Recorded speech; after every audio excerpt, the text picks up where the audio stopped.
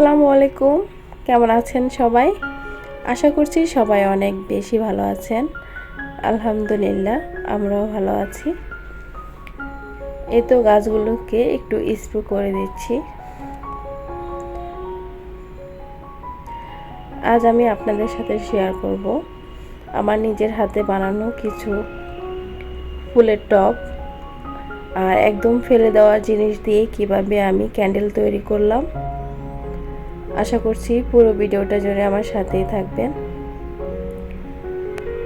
তো এই যে টপটা দেখছেন, এটাকে আমি কালার করে নিয়েছি। এটা আমি ক্লে দিয়ে বানিয়েছিলাম, যে কাগজের ক্লে দিয়ে বানানো। আর এই ছোট টপটাও কিন্তু ক্লে দিয়ে বানানো। আর এটা হচ্ছে মাটির হাঁড়ি, যেটা হচ্ছে আমরা দই খাওয়ার পর ফেলে দেই। এখানে যে হাঁড়িগুলো আছে সবগুলোই মাটির। তো এগুলোকে আমি সাদা কালার করে নিয়েছি। আর এত ছোট ছোট কিউট কিউট মাটির হাঁড়িগুলোকে আমি কিভাবে কাজে লাগাবো ভিডিও শেষে থাকবে।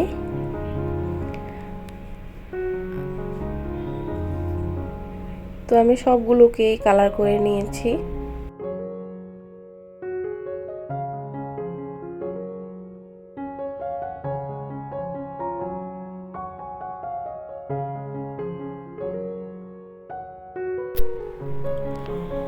এই যে দেখছেন টপটা, এটাকে আমি অনেক আগে বানিয়েছিলাম, তবে কালার করা হয়নি।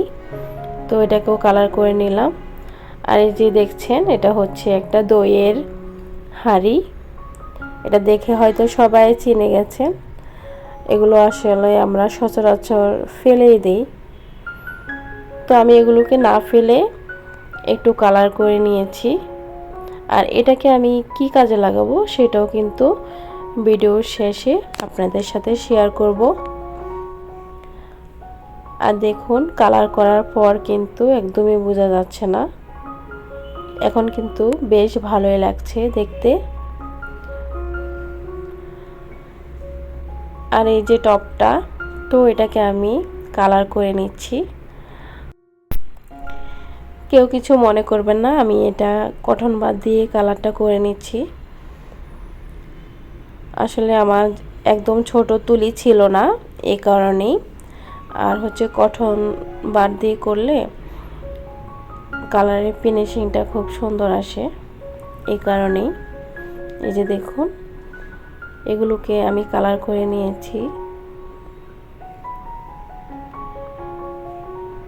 তো সাদার মধ্যে এই কালারটা আপনাদের কাছে কেমন লাগলো অবশ্যই কমেন্ট করে জানাবেন। ভিডিওতে সব কিছু শেয়ার করতে গেলে ভিডিওটা কিন্তু অনেক বড় হয়ে যায়। এই কারণে আমি যতটুকু সম্ভব হয়েছে অতটুকু আপনাদের সাথে শেয়ার করে নিচ্ছি। আর এই যে দেখছেন, এখানে আমি সবুজ কালার করে দিয়েছি।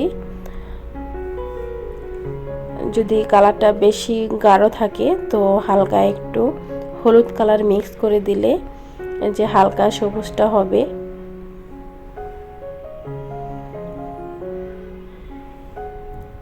এখানে আমি অ্যাক্রিলিক কালারটা ইউজ করেছি।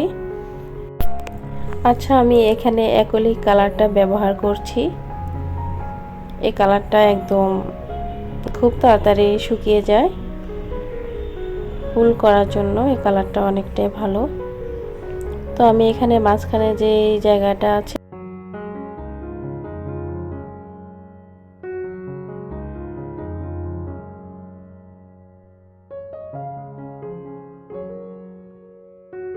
তো একা হাতে ক্যামেরাটা ধরে আরেক হাতে কাজ করাটা একটু কষ্ট হয়ে যাচ্ছে, তারপরও আমি করে নিচ্ছি। আর এখানে দেখুন, হলুদ কালারটা করার পর ফুলটা মাশাআল্লাহ অনেক সুন্দরভাবে ফুটে উঠেছে। আর এই যে দেখছেন, আমি দেখিয়েছিলাম এটাকে কালার করে নিয়েছি। এখন আমি এটাতে কি রাখবো সেটাই দেখাবো।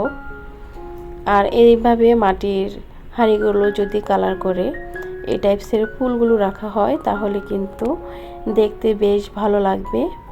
এই যে দেখুন, এভাবে রাখলে কিন্তু বেশ ভালোই লাগে।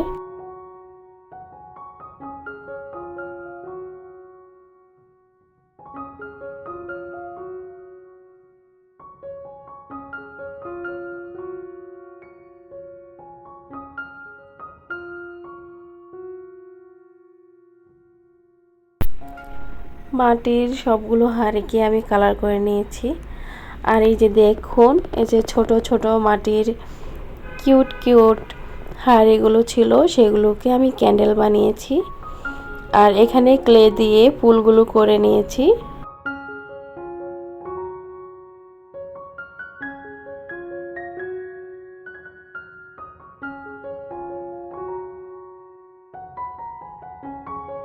আর আমার এই ক্যান্ডেলগুলো আপনাদের কাছে কেমন লাগলো অবশ্যই জানাবেন।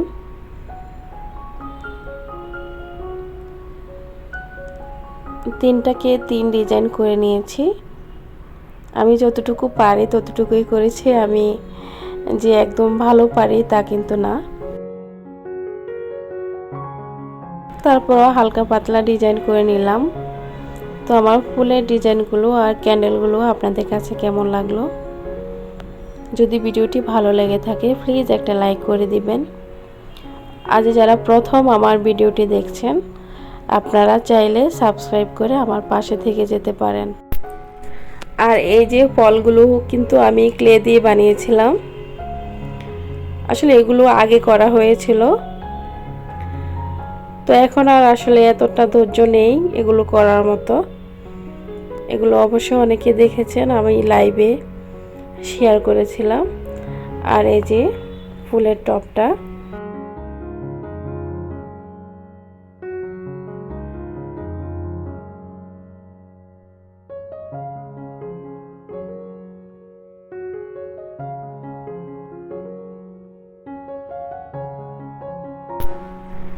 তো টপটাতে আমি একটা ফুল রেখে দিচ্ছি। ফুলটা রেখে দেওয়ার পর দেখুন,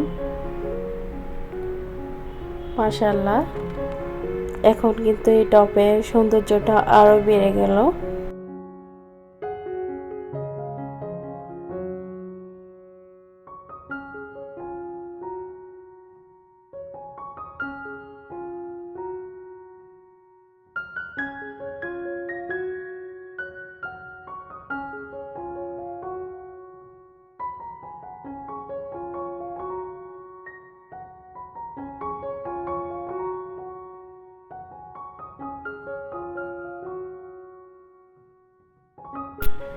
আজ এই পর্যন্তই। সবাই ভালো থাকবেন।